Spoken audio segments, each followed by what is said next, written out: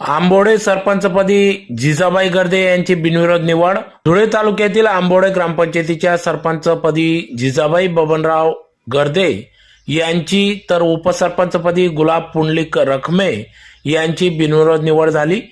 मंगळवारी आज दिनांक 26 नोव्हेंबर 2024 रोजी आंबोडे ग्रामपंचायतीच्या कार्यालयात निवड प्रक्रिया पार पडली. निवडणूक निर्णय अधिकारी म्हणून एम.एस. अहिरराव यांनी कामकाज पाहिले तर त्यांना ग्रामसेविका सारिका परदेशी, तलाठी ललिता वाघ यांचे सहकार्य लाभले.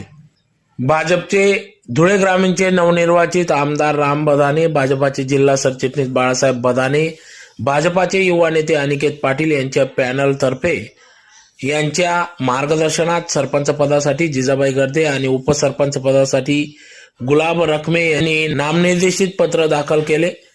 निवड प्रक्रियेत उपस्थित ग्रामपंचायत सदस्य ग्रामस्थांनी सर्वानुमते